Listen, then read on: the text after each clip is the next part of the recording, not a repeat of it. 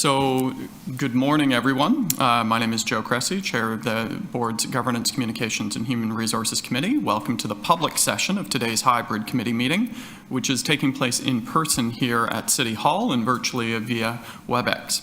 Let me begin with an acknowledgement that the land each of us is on as we hold this virtual meeting. And this land is the territory of many nations, including the Mississaugas of the Credit, the Anishinaabe, the Chippewa, the Haudenosaunee, and the Wendat peoples, and is now home to many diverse First Nations, Inuit, and Métis peoples.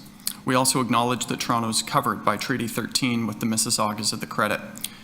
During today's public session, there is one report being brought forward for approval and two reports brought forward for information.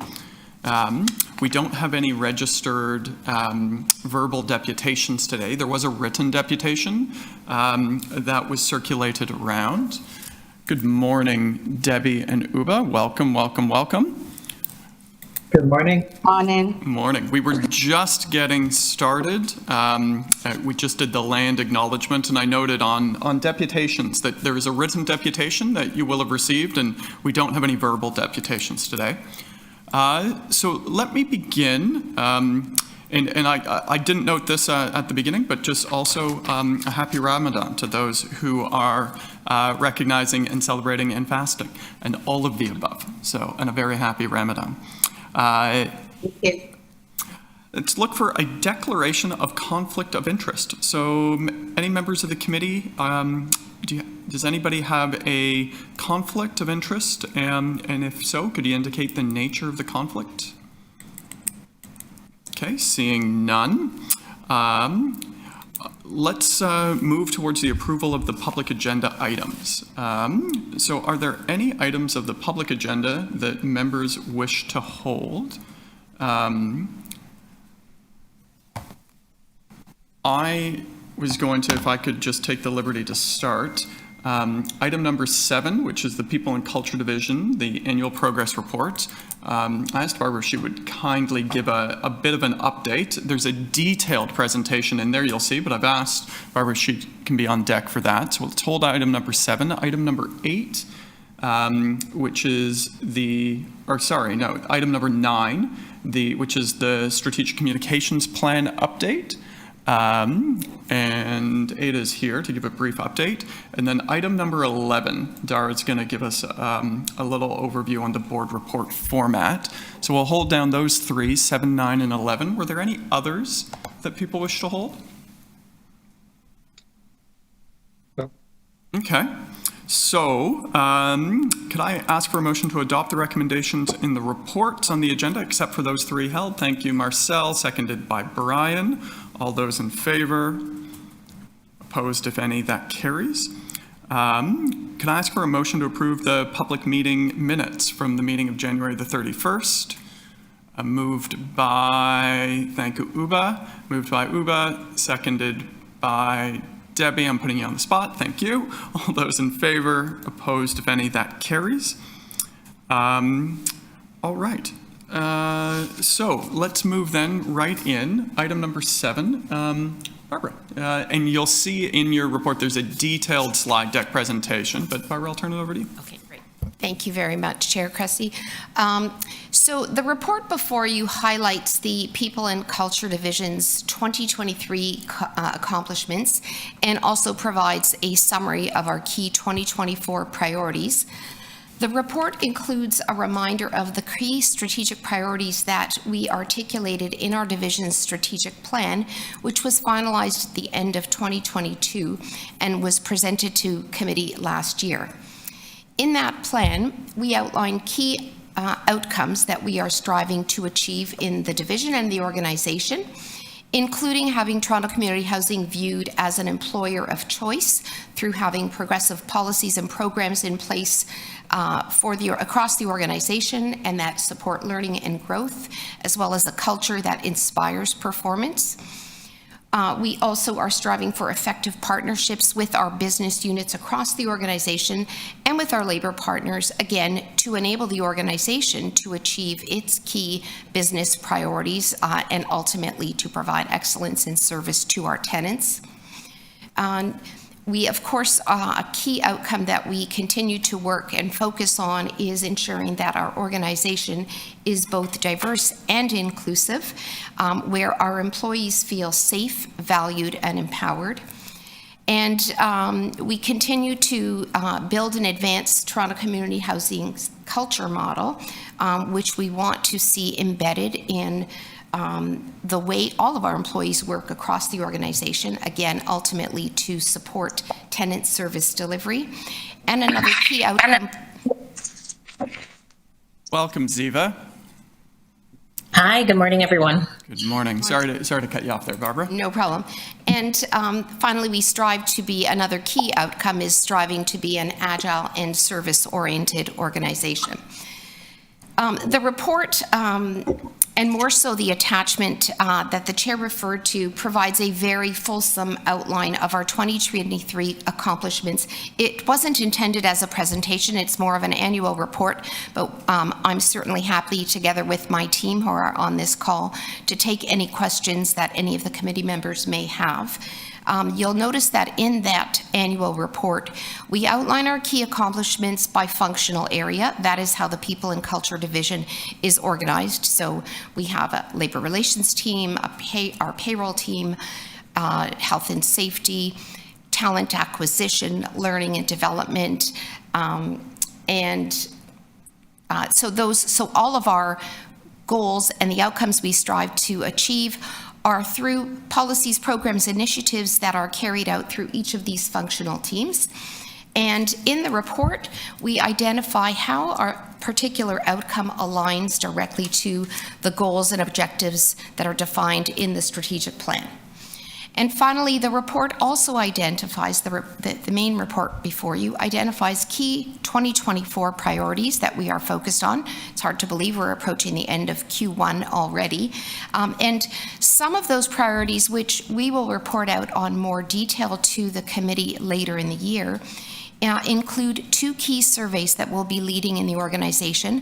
The first is a second EDI census and engagement survey. The first one was undertaken in 2022, and this will be an opportunity to resurvey the workforce, understand the progress that we've made in achieving the goals that we've identified, evaluate the effectiveness of some of the initiatives we've put in place, and then it will inform our action plans going forward.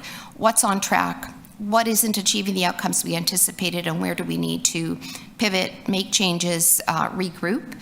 That survey will be undertaken in early Q2. We are also launching a very fulsome and extensive leadership development program across all levels of leadership in the organization, and that's another key priority for 2024. As well, we are focused on advancing our cultural model through advancing competency assessments in the organization, truly being able to measure how effective our leaders and staff are in demonstrating the competencies that we've identified as integral for our organization. We will continue to focus on advancing our partnerships across the client divisions, the businesses that we support in every division of the organization. Later in the year, we will be launching another employee engagement survey. This is also a follow-up survey, so the first survey was launched in 2021.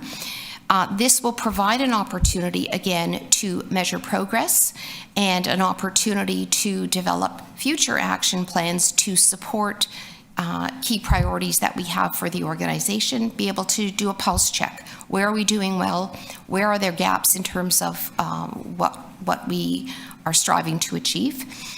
And of course, last but not least, as a key priority will be preparation in the latter part of the year for collective bargaining. Two of our key collective agreements with CUPE Local 416 and CUPE Local 79 expire at the end of this year, and we will begin preparations for collective bargaining.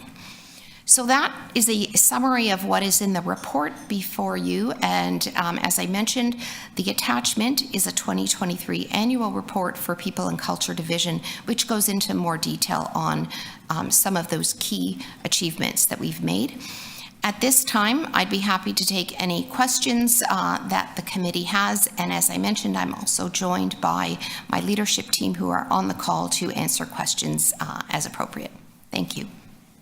Thank you, Barbara. Brian, I see your hand's up. Thank you. Thanks, Barbara. Very, very interesting. And if I missed this somewhere in the report, just point me where I missed it. But my question is with regards to tenants and in terms of the existing and the large number of hires you've done, are there any tenants been able to be hired? And if so, what, if any, are there main areas where they've been hired into? Thank you for the question, Director Smith. So we have not had there are areas in the organization, in particular within operations, where some initiatives are undertaken to target or invite tenant populations to participate.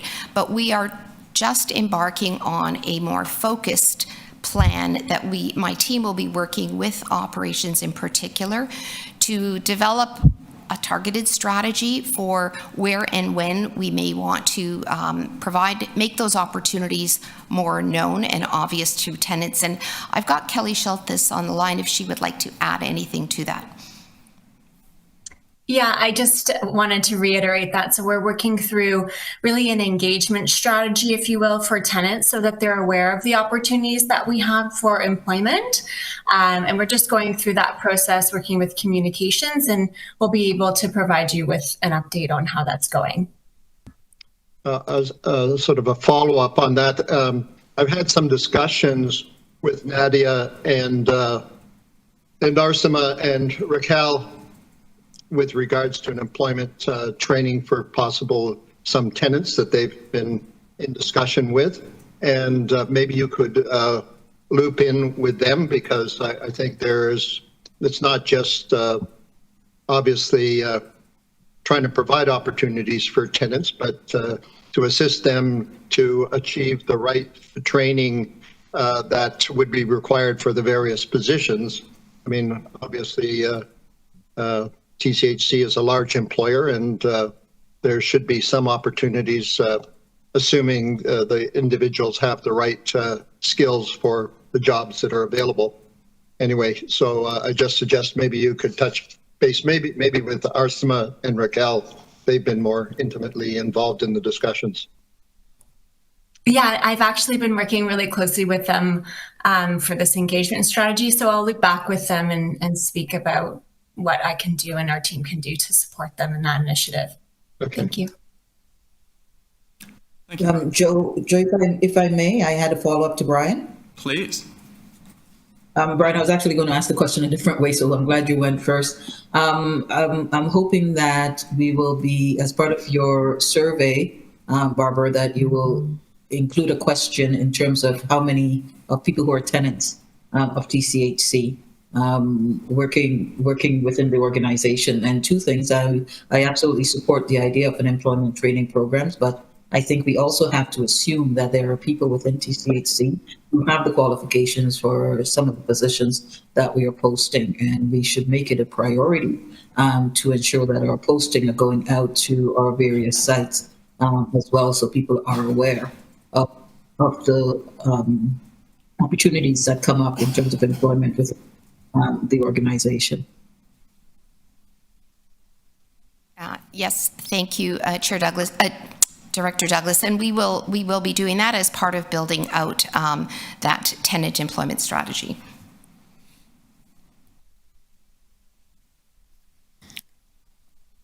Debbie, any follow-up? Or Brian?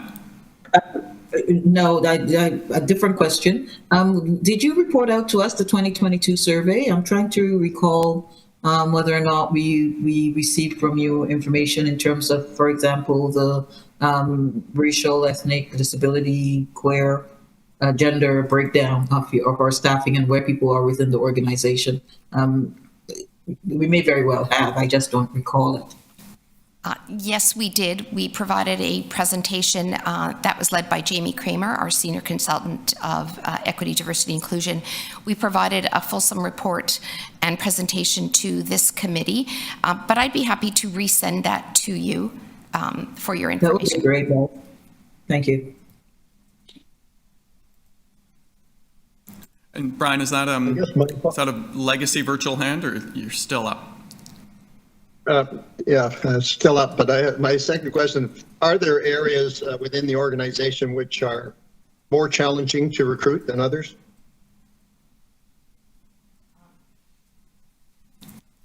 Through the chair. So certainly we know that certain positions, for example, IT has always been a challenge for us.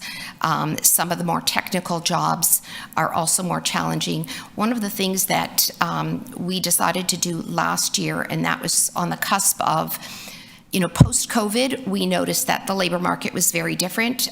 Toronto Community Housing as an organization definitely saw a large amount of attrition, much more than we had ever seen before. And as a result of that, there were some policy changes that you may recall we brought forward to Governance Committee that we thought would help support both retention and attraction. And certainly we have evidence through 2023 that those changes have been helpful. One of the things that we are also doing, and this is identified in the report before you, is we developed under the leadership of both Kelly Schultes and Amzad Khan, our two directors of talent acquisition and learning and organization development, a very fulsome talent acquisition strategy, which is the premise behind it is that the things that we need to do in the organization in 2024 to both attract candidates and to retain our talent are very different than what we needed to do 5 years ago or 10 years ago. And we need to look at every aspect of the process, from outreach and how we present in the market to what the candidate experience is through recruitment, to our onboarding, and then of course ongoing development opportunities. So there are definitely areas that are harder than others to recruit and retain for, and we are using those experiences to help build very specific and targeted initiatives that will enable us to be able to retain top talent and attract talent when we need to. In those skill areas that you are trying to recruit, such as IT and probably other areas too, is compensation the biggest challenge? I'm going to let Kelly respond. I certainly think in terms of the increase in compensation that we've done in the last year, that has helped significantly with attraction. We've seen a lot more applications come through for those more difficult positions. We do still have highly unionized roles in certain areas like IT, and that can be a challenge because we can't compete with tech firms and things like that. But I do think that compensation and the increases that we've made have made a significant difference in who we've been able to attract. Thank you. Uba? Hi, good morning. And Barbara, we asked, I don't know if it was last meeting or the meeting before, if we can have the breakdown of our vendors. Who are they in terms of gender, background, what have you? And also my other question is, when we give vendors to opportunity, do we include tenants? Do they tenants get that kind of opportunity to be a vendors? Thank you for the question, Director Farah.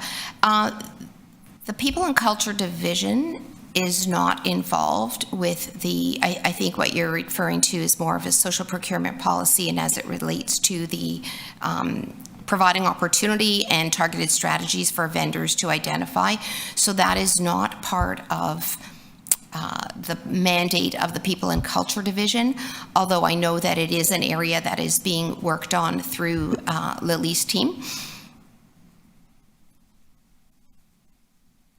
And I believe just in terms of that action item, the given that it relates to the procurement activity, we've included it as an ongoing action item with the Building Investment Finance and Audit Committee. Just if you give me a minute, I can provide an update on when there is expected to be a report back in relation to the work that's being done there.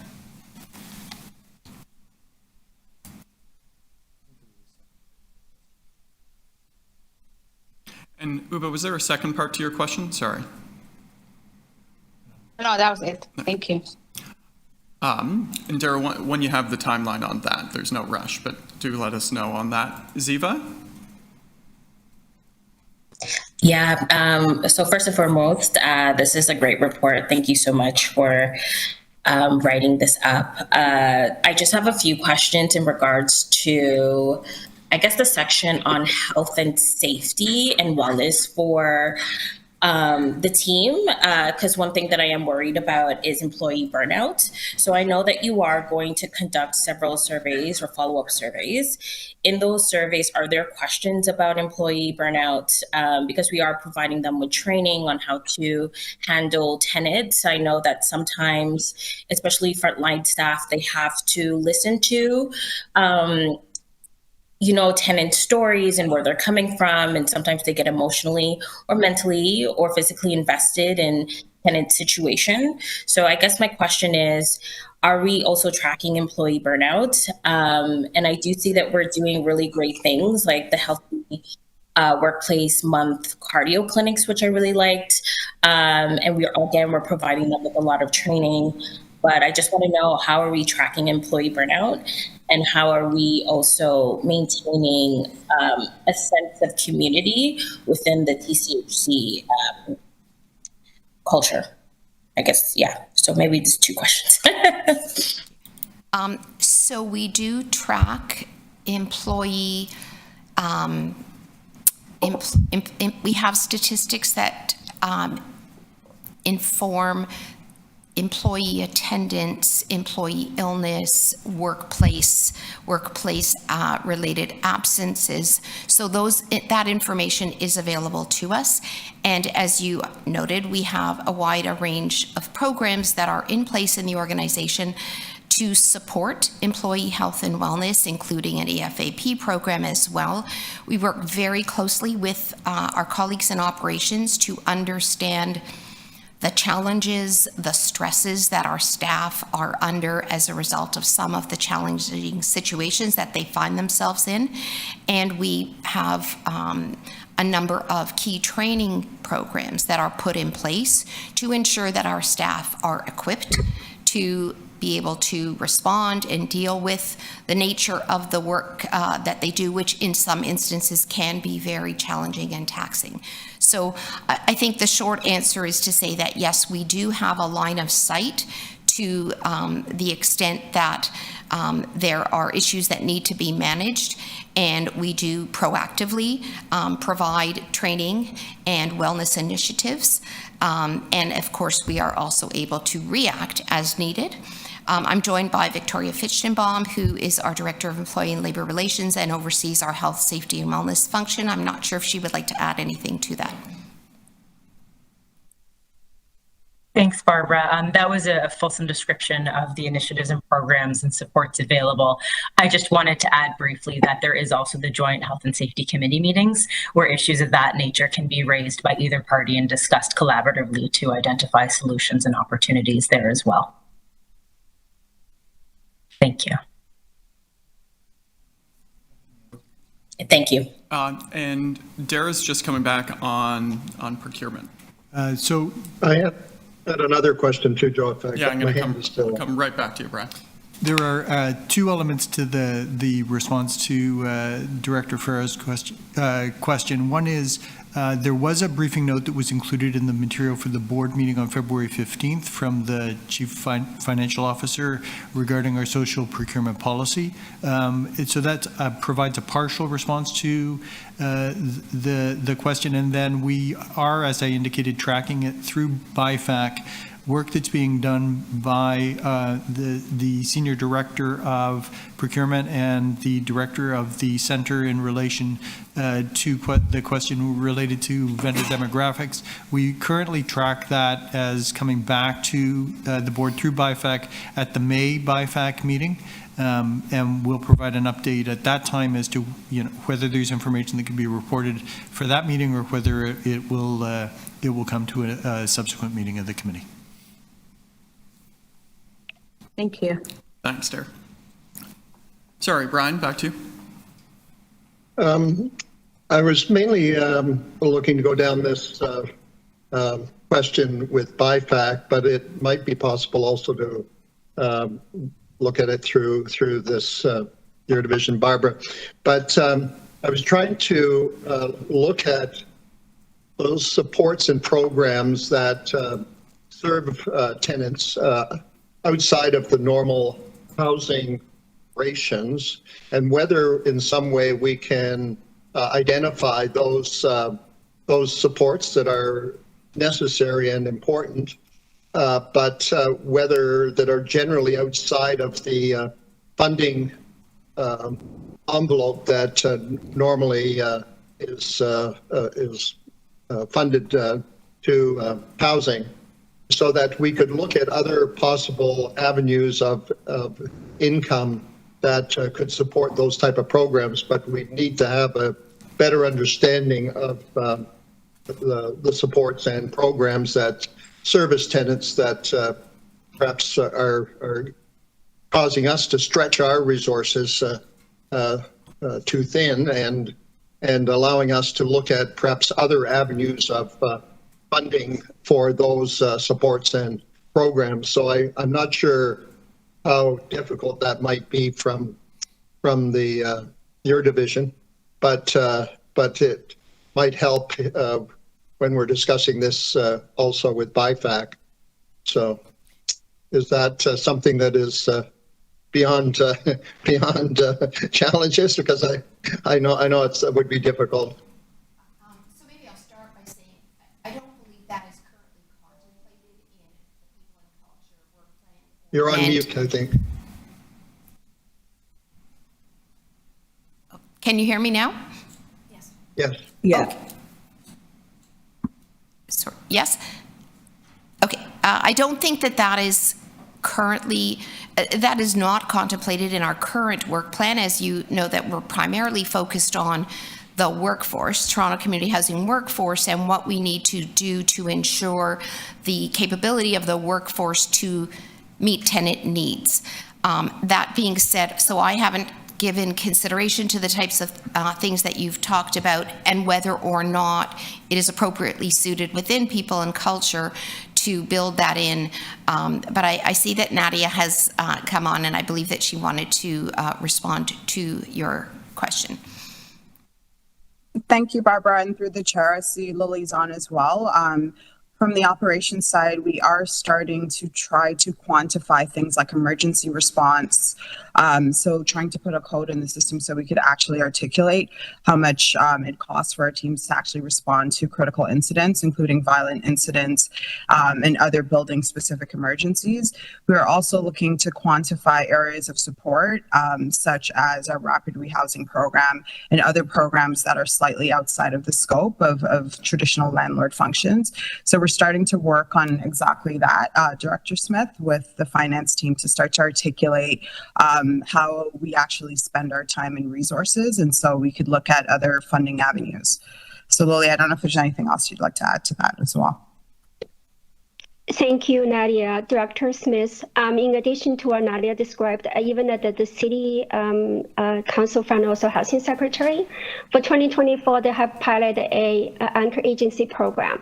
It's precisely what you described. Essentially, it's non-monetary support, but partnering with the social services agency. It's being led by the city and working really closely with Nadia's team, especially program partnerships. We have seen some preliminary successes and outcome coming out of that program. And then in 2025 budget cycle, it is our goal and objective. We would like to continue that journey with the discussion with the city and also put forward potential funding ask based on the data that the teams are collecting.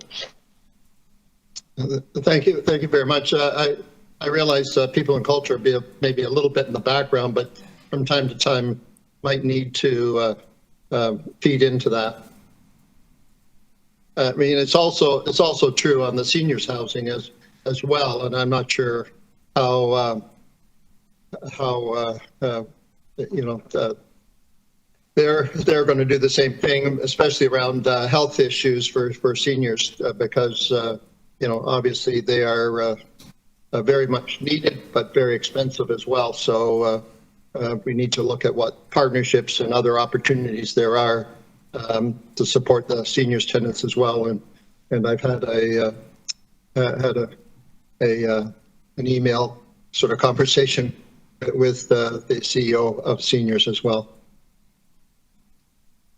Yeah, Brian, we had quite a full conversation about this yesterday in our CSAC subcommittee meeting with Nadia's team. So I'm glad you're raising it here as well. Nadia, I'm wondering if it's possible, I guess I should be asking Joe and Dar, if for you to be on this agenda as this initiative develops more over time in terms of the anchor organization initiative. So through the chair, happy to work with Dara and the chair of GCHRC to make sure that it aligns with the purpose of this committee versus TSC, but happy to bring an update wherever the board feels is necessary. I think we'd welcome one here. If we're not overstepping, I just based on the conversation here, I think that would be very valuable. So, great. It's right, and then anybody else? I'm just going around the table. Just two questions on my end, if that's all right. And Barbara, thank you for the fulsome annual report and update and all the conversations.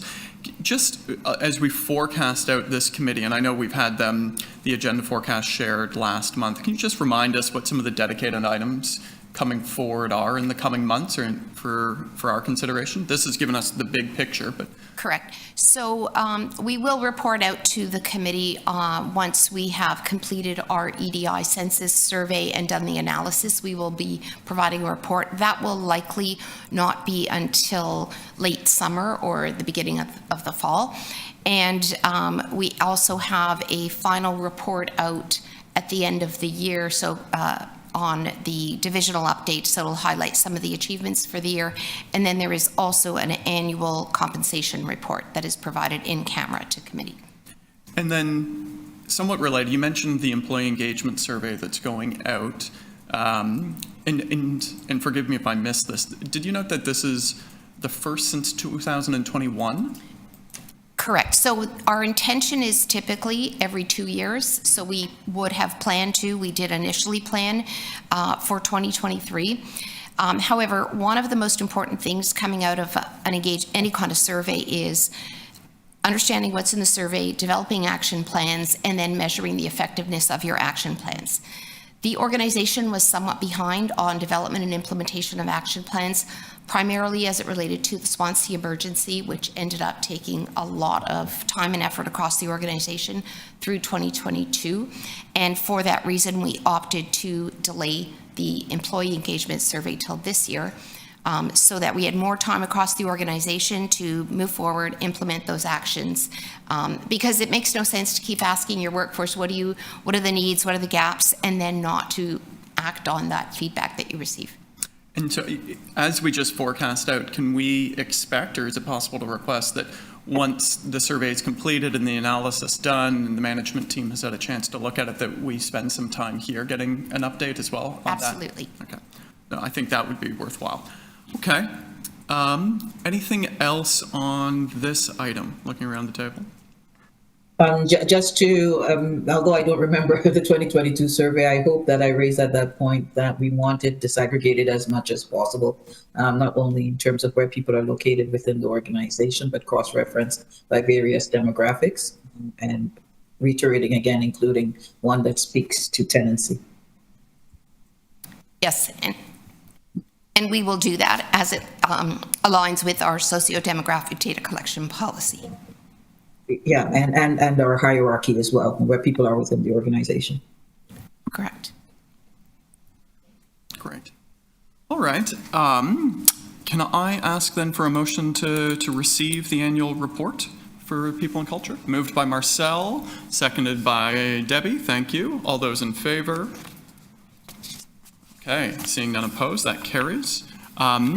Our next item, in Ziva, I mentioned off the top when we did the agenda run through, the 3 items that were held down was item 7, which we just did, item 9, the Strategic Communications Plan update, and item 11, which is the board report format. I had indicated for members who were joining after, if there were any other items you wanted to hold down, we could reopen them to hold them down. I wanted to give you that chance. No? Okay, great. So, item 9 on StratCom, Ada, I will turn it over to you. Thank you, Chair Cressy. So I'm here today to provide an overarching report on strategic communications work in 2023 and 2024. Beginning with our digital strategy and our focus on building out digital communications tools. In 2023, mid-year, we launched a new website to provide services and information to tenants in a more timely way. It was a modernized website and very much needed by the organization, as well as to support tenant communications overall. In 2023, we also worked on building out email communications to tenants to provide timely updates outside of the publications and posted communications they would receive. And these email communications, that list has been highly successful in building out. We are over 6,000 tenants now, and it has a very strong open rate and also click-through rate. So this means that that list is engaged and it is very highly effective in reaching the tenant audience. We also focused in 2023 and 2024 on supporting our other business units within the organizations, in particular operations, on establishing communications to tenants and improving the ways that they're engaged through communications. So one of the ways that we did this was through supporting our tenant engagement partners in the organization to highlight tenant involvement in our work and also to support the various tenant engagement activities occurring throughout the year. We also focused on building out our content strategy, so really highlighting what's going on in our communities from a good news perspective, and also a focus on volunteers and individuals that make a difference in those communities. In 2023, we also continued to build employee engagement as a strategy together with our People and Culture division. We wanted to make sure that our communications were focused on improving the consistency of information and the transparency of information to our staff, and also providing opportunities for them to engage with each other. We also, in the report, provide an overview of our media coverage in 2023 and 2024. Last year, we did switch to a new monitoring tool, and we also adjusted the evaluation and analysis method to focus on a look at stories more closely. So overall, 66% of the stories were in a neutral or positive category, which continues to move in the right direction. Finally, I'd like to highlight some 2024 priority projects that we'll be looking at into 2025. Overall, our focus in terms of strategy is very much similar in terms of 2024, looking at building out digital approaches to tenants, looking out at building content and narrative that supports the organization and our brand building activities, and specifically looking at tenant communications and establishing a stronger engagement opportunity, as well as highlighting our work with tenants. And finally, the employee engagement strategy continues into 2024, 2025, with some work to improve our digital communications to employees. What's new in 2024 and 2025 is focus on thought leadership. And this is really drilling down on TCHC's ability to establish a presence in the housing sector and to demonstrate and be able to share our knowledge and our capacity to improve housing and contribute to the city's housing plan overall. Some of the priority projects we've identified for 2024 and 2025 include establishing and really reevaluating our tenant communications pathways. And what this is essentially looking at the myriad of communications that tenants receive and streamlining the information that they get so that it is singular and clear, and not confused and from different perspectives. So we want to identify and work with our operations teams and as other teams across the organization to ensure that these communication pathways are consistent and also delivering a clear point of service for our tenants. We're going to be improving our employee communications through building a new intranet platform. So our TCHC staff portal is due for an update, and we will be doing a modern update of both the platform as well as all of the content in 2024 and 2025. As mentioned, we'll be looking at building out our thought leadership strategy. So this will be an early point of work, and we'll be collaborating and working closely, of course, with our new CEO. We'll be looking preliminarily at exploring digital service opportunities. So further to what we've heard from our tenant service hub review process and several focus groups we ran in 2023, we are looking at what are the digital service opportunities we can provide. Is this in terms of our new website and also online tools that are available to us. And then finally, we're looking at supporting people and culture with building out a series of leadership exchange employee events. And this allows our management teams to work together and engage with each other, and also build out a stronger knowledge and practice sharing opportunity for our management team. Thank you for the opportunity to provide the update, and happy to take any questions. Thank you, Ada. Brian, I see your hand up. I wanted to know, do we require tenants? I know when I'm in a condo, I had to provide my email address, and they prefer to communicate with me electronically. But when tenants, do tenants provide an email address? I mean, you said there's 6,146 subscribers, but you know, obviously we have a lot more tenants than that. And do we give them a choice? Do we say, well, we can communicate electronically, but we'll also send you paper if you want both?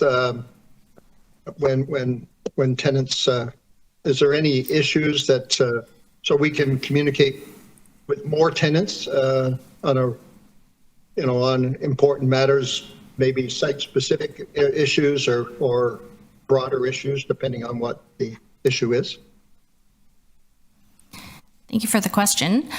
Yes, at the moment, they do still have the choice. We know that the majority of our tenants are not connected on email yet. We do have several strategies in place this year to continue to gather additional emails so that we can use that tool more reliably. But we do know that there are a number of tenants that still do prefer to receive paper or in-person contact versus purely online. So it will continue to be an option until we have a more firm list built out, but there are strategies in place to continue to encourage more tenants to be able to sign up and know that this tool now exists. So supplementary, in terms of getting people, I know this is sort of outside of your mandate, it's probably over in operations, whereas I know Rogers was had special better rates for I think our tenants, if I remember correctly.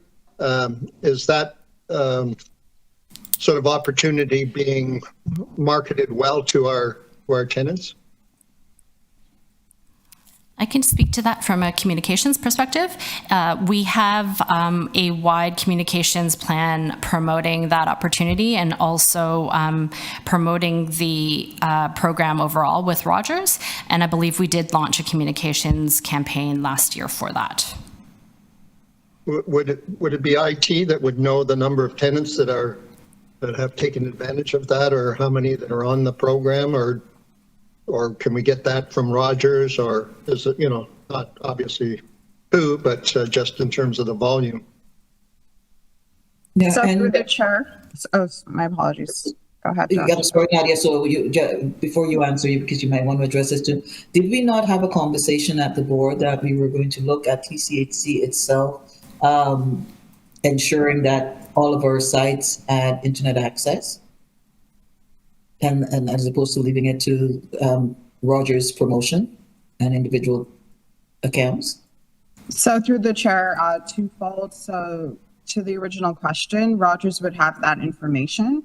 I think historically they have shared it with us upon request, so I can have the programs and partnerships team follow up to get usage and take up.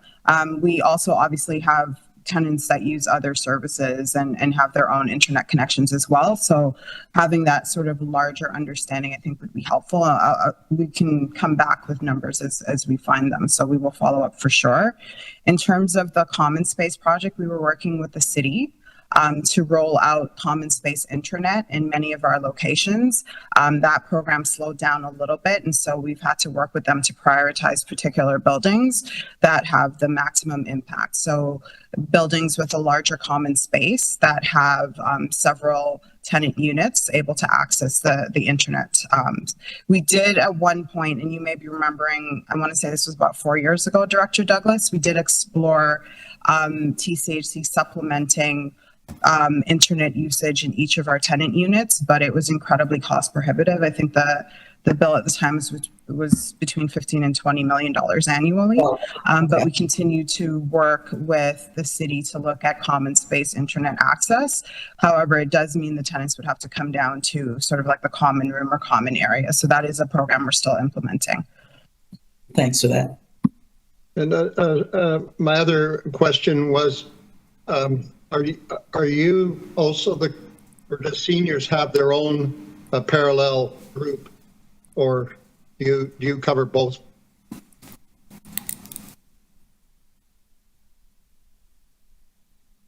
Apologies, can you repeat the question? In terms of tenant communications and that, do you service both TCHC and the seniors housing? Or are we specifically just looking at the family housing? Thank you for repeating. Our Strategic Communications Division supports TCHC tenants only.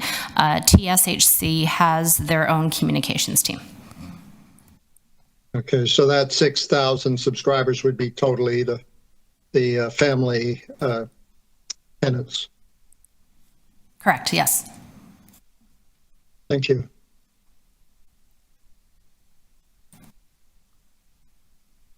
I'm going to put myself on the list. So first of all, thank you. As we look towards the 2024 priorities, carrying on from the past, I appreciate seeing the real wraparound focus on internal communications, certainly from a tenant lens. And I'd like the adage of reach everyone everywhere through every channel when it comes to our tenants, and many of our tenants use different channels. And so reach everyone everywhere through all the channels, but then we got to look through the comms flow and what works and what doesn't. But also the internal focus on comms and our employees. As we saw in 2023, I think the sort of the 360 storytelling approach, we should continue to drive that forward. There is incredible stories happening every single day with our tenants and our staff and others, and we need to continue to tell those. I get two questions. One is on the thought leadership piece, the external focused comm side. I would be keen at some point to get an update and a deep dive on what the thought is around the housing discourse. Because I think, and it's alluded to here, but housing is the issue of the day for everybody and certainly for this city. social housing in the 21st century has to be part of that solution. We are uniquely positioned in that space, but I think we need to be much more proactive in articulating what's coming in that space and what our solutions are, or what we see. And, you know, we have a lot of work internally to come up with our housing approach, but I think as we do, a concurrent real thought leadership approach on the communication side would be helpful. And I really want to encourage us to see that developed. I don't know if you have any reflections on that, but it's, you know, that will follow the development team and the corporate-wide approach, but it's got to be hand in glove with the communication side. Absolutely. Thank you, Chair, for the question. And on the thought leadership strategy, it is very early stages of work in 2024 for us. One of our first steps is to understand TCHC's landscape in terms of thought leadership, and also within the organization to identify the experts and the subject matter experts that will be able to support and bolster us in those respective thematic areas. As we look forward into 2024, we also have a unique opportunity in our strategic planning process to identify areas where we should be taking thought leadership positions, and also connecting with a number of different subject matter experts across our community already to be able to gather the right position and themes. So happy to provide an update on this later this year as we build out that strategy and approach. No, and I'd appreciate that. And I think just to build on it a bit for my part is, you know, we need build every type of housing everywhere. But social housing is critical as one of those integral pieces of the broader housing portfolio and stock that the city needs. And if we don't beat that drum, others won't. You know, that's on us. There's lots of people building the housing drum for all the other housing typologies, but it comes down to us on social housing. And so, you know, when we're ready, let's beat that drum. Brian? And then, sorry, then Ziva. you just remind me of a similar question that I've been thinking about, because there's been some interesting lectures on housing that have been listened to on CBC with the Massey lectures and that, and they're talking about you know, housing in Finland and the acceptance of social housing within the broader. It's not actually even thought of, as far as I can understand from this. And I'm just wondering our role in trying to communicate that to the larger public, that housing and its various shapes and forms, we need to have it more accepted in the broader public. And since we're such a large provider and also social housing, how can we sort of change that narrative in the broader community, not to see it as a segregated type of housing? You know, you're doing that over there, but the rest will go do theirs. How can we communicate to integrate it into the larger housing so that it's seen as a natural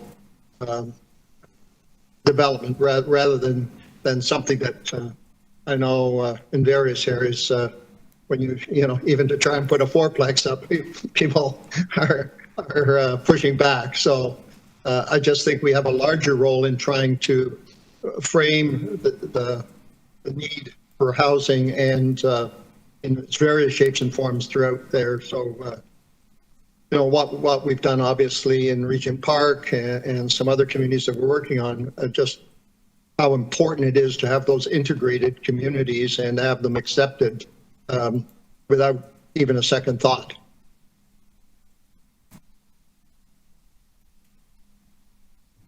Yes, thank you. And I absolutely agree. I think TCHC has a leadership role in the sector to step up, and we are hoping through the strategy to explore how we can do that effectively this year. Great. Thank you. Thank you. Ziva.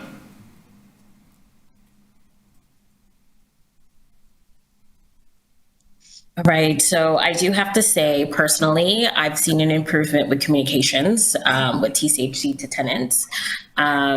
It definitely has gotten way better than it was before. So kudos to the team for such great work that you have been doing so far. The tenant loop I know that in your 2024 strategic plan that you all want to work on just having a friendly tone and language, but I would say that there has been huge improvement, just the way in which you communicate to us as tenants. So I just want to say kudos to you all. I'm just curious about the process when it comes to, I guess, one of your pillars for 2024 when it comes to storytelling, the storytelling themes. So my question to you is, I guess, what is the process or approach in identifying the tenets or the stories that you would like to share and showcase in further communications moving forward? Thank you for the question. The way that we identify themes and specifically storytelling for individuals is working closely with our frontline operations team members to identify tenants within the community. We rely on those touch points significantly. We also partner closely with programs and partnerships to identify the right tenants who are doing great work in our communities to profile. From a broader perspective, we do have editorial strategy in place to make sure that we are covering and representing stories from across the TCHC portfolio, and that also we are instilling a balanced approach to storytelling. So really representing the diversity in our communities and the diversity of stories and voices, both demographically as well as from a storytelling and type of story perspective.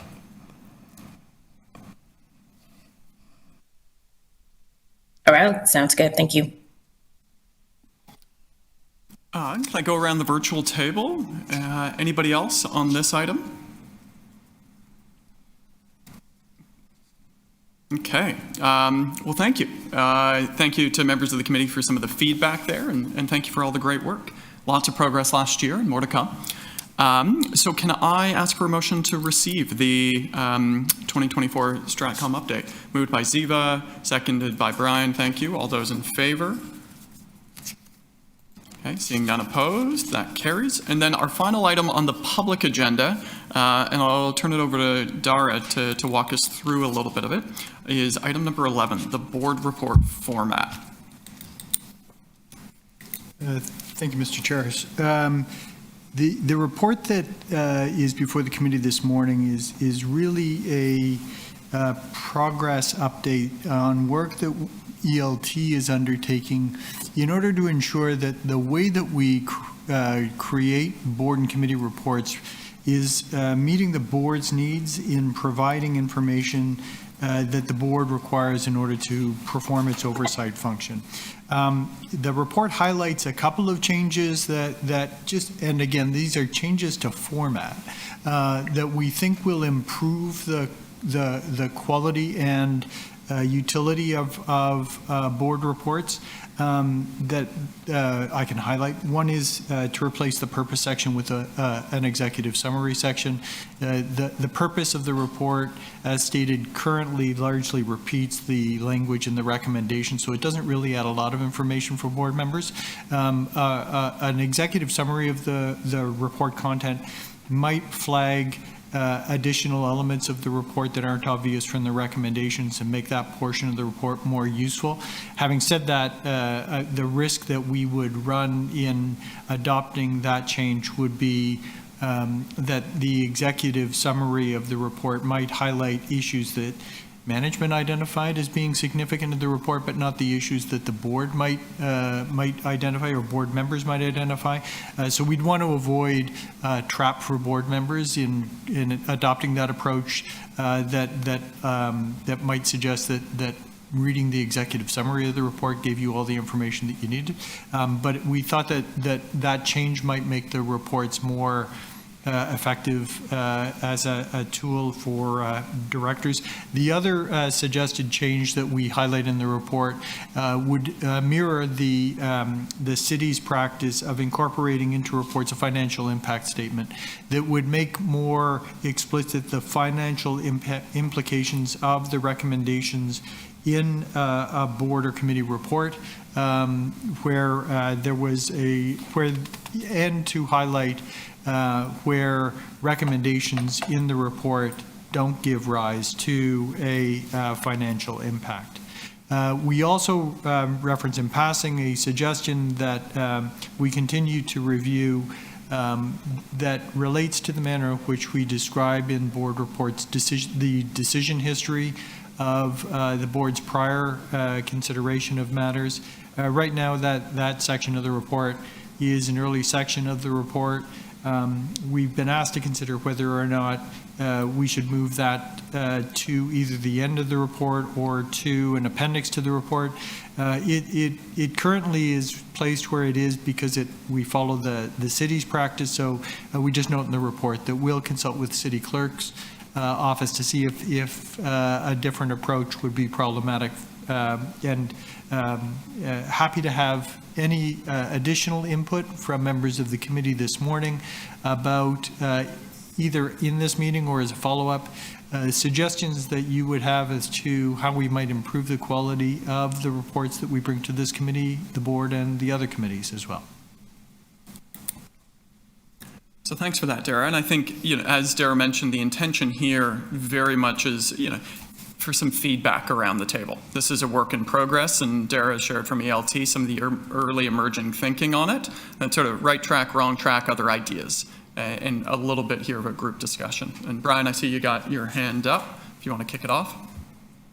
Yeah, I guess I'd just like to have the reports tied back to a strategic objective or goal that we've either, if it's in an area like this area or the broader strategic objectives, so that we know how that report is impacting on one of our more longer term goals that we have for either the area or the organization as a whole. Because sometimes I feel, we get reports, I sometimes feel they're more operational than it's nice to know, but not necessarily that I need to know it sometimes. Thank you. And perhaps just to build on that, Brian, perhaps especially as we're looking to update a new strategic plan over the course of this year, there's some natural alignment with future-facing reports to at all times connect to whatever the emerging strategic priorities are. Yeah. If I could jump in just on my end, and this is, at the 30,000 foot level, I always say, reports are only as good as if we read them. And so let's make sure, and B, the quality of the work. And I am impressed with the quality of the work, but they're only as good as us reading them as well, which I know we do. A couple things I think in terms of right track, wrong track, and, one comment, revising the purpose towards an executive summary, I think is helpful. Having lived and breathed through city reports for a long time, I've always found the executive summary portion helpful. I think the proposal for a financial impact statement to accompany every report is a valuable piece. And I think there's a couple areas that, in every report, what is the financial impact? Where does it align with the strategic priority area, which I think is a really, Brian, to your feedback there, I think that also helps as a board to really drive back for us at all times, where does this connect, keeping us at a strategic level. And then the only other, as it relates to, things we want to see woven into every report, and this isn't a proposal, it's a comment for consideration, is if we have a financial impact and we have a strategic alignment consideration, is there some merit of in every report articulating what the tenant impact statement is? A lot of our reports are specifically about on the operations side, our services and tenants. But I think even as we went through, today's conversation, we see this a lot. Like we'll get an update from Barbara, and a lot of our questions will be, how does this connect to the tenant side? And so there may, it's as we look to, and this comes back to the strategic priorities, being tenant focused, tenant centered at all times, being strategic at all times. It's one thing to tie our reports back to the strategic priority to keep our board thinking there. It's also another thing internally to always say, what's the impact on tenants every single time? And so whether that's a tenant impact statement, I don't want to create make work, but I'm looking, the impetus there is how do we really embed the tenant focus at all times in our work? And so I'll leave that for consideration. And then the last, just reflecting on what you shared in front of us, Dara, is the decision history. I'm agnostic completely on where it is in the report, before or after. I just value it. And so if people have strong opinions, I'm agnostic, but I do value the decision history, because we have, we've kicked the can a lot of times on a lot of issues, and I think it's really important for especially new board members like me to have that context. So, others on the board report in the format. I could just jump in here. I don't know if it's a question, but really just adding on to what the chair said is that I do like the decision history as well, just because I'm one of the newer members on the board. So it would be great to read that to get more historical backings. Thanks very much. What we indicate in the report is that we'll take this feedback. We'll continue the work that we're doing on revising the format, and the expectation that we've got is that we should bring something back to this committee in the second quarter that would provide some additional information as to the direction that we're heading for some further comment. Thank you. Thank you. Okay, that concludes, just before I move on, I didn't give Marcel or Debbie anything you wanted to add in on this one? No, my big thing is that why do we have 130 pages of reports? But I understand why. So unless we can come up with a way to shorten those reports, I'm not sure I have anything else to add. Yeah, can we make the reports longer? Longer reports, feedback from Debbie. Shorter reports, thank you. Yes, I know. I know. All right, so thank you for this. Thank you for bringing it forward and the proactive work on it, and looking forward to seeing the updates there. So can I have a motion to receive this item? And I know Marcel, thank you. Seconded by Brian, thank you. All those in favor? Opposed of any? That's received. Is there any other business, or do committee members have any other business they want to discuss during the public session? Just check. All right, so can I have a motion to adjourn the public meeting? I'll move that, moved by myself, seconded by Marcel. Let's take a 5-minute break, so it's 10:08, so we'll reconvene at 10:13 for the in-camera session. And do folks stay on the same link? Yes. Yeah, so we'll take a 5-minute bio break and reconvene at 10:13. Thank you.